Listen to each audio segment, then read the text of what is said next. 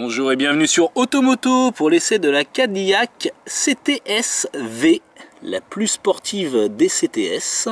Et sous le capot, on peut découvrir le V8 6 litres 2 avec un compresseur volumétrique Eaton qui délivre la bagatelle de 650 chevaux pour 855 Nm de couple.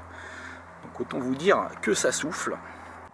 La face avant est aussi impressionnante avec le becquet en carbone, il faut faire attention au dos d'âne, l'immense calandre, les feux qui font penser un peu à ceux d'une Mercedes et le capot en carbone avec la large entrée d'air pour pouvoir répondre aux pires conditions et notamment l'utilisation sur circuit puisqu'il s'agit ici d'une concurrente de la BMW M5.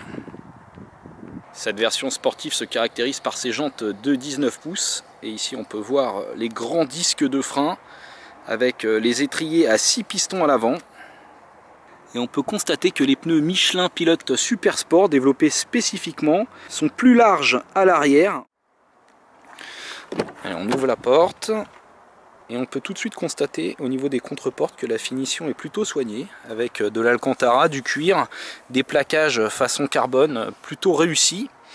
Là c'est bien rembourré aussi. Regardez le seuil de porte éclairé, ça c'est vraiment très joli. Et la sellerie, siège Recaro en cuir alcantara avec réglage électrique. Un maintien quand même très prononcé, des sièges vraiment sportifs. Et à l'arrière, on découvre un habitacle relativement étroit pour une voiture de 5 mètres de long. Alors on loge sans problème 2 adultes, mais pas 3. Pourquoi? Parce qu'on a quand même un imposant tunnel central. On va regarder le coffre, puisqu'il s'agit d'une berline. Coffre qui fait 388 litres, assez profond, très large. Et on peut même rabattre la banquette, vous avez vu, ce qui est assez rare pour une 4 portes, avec une trappe à ski. La planche de bord présente un dessin classique, mais les informations sont bien regroupées sur la console centrale, avec un grand écran tactile.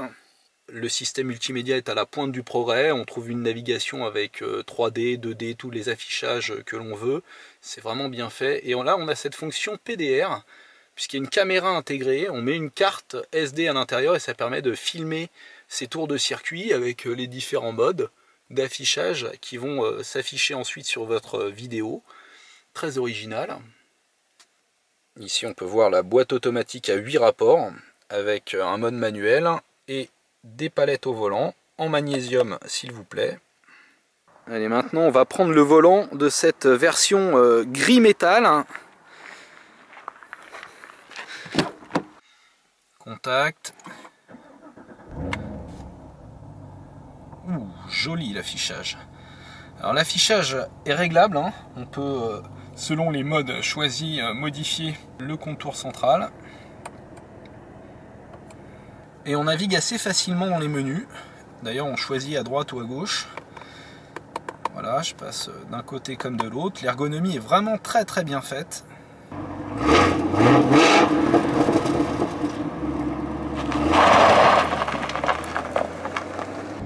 Alors tout de suite quand on sort du Golf, on constate que la voiture est très souple. Pourquoi? Parce qu'on a des suspensions Magnetic Ride. C'est actuellement ce qui se fait de mieux en suspension active. On a aussi ça sur une Corvette. Donc là, quand je pars, je suis en mode sport. Mais même en mode sport, la suspension n'est pas trop ferme.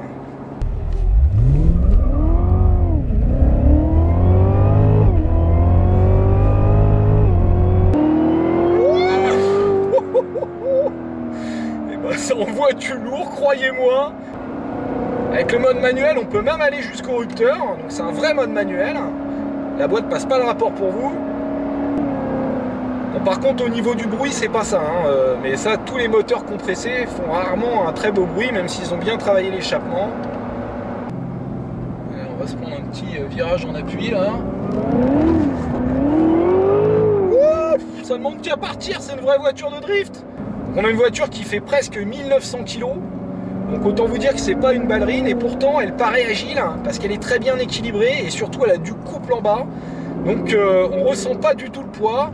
Allez, on attaque une voie rapide.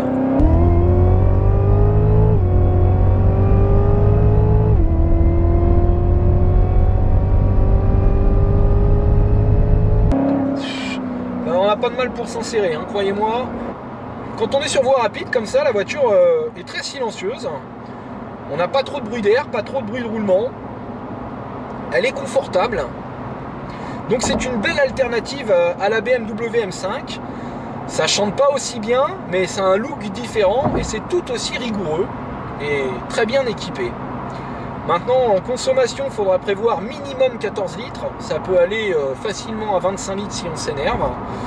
Et le tarif, c'est 100 300 €. Donc, c'est pas donné.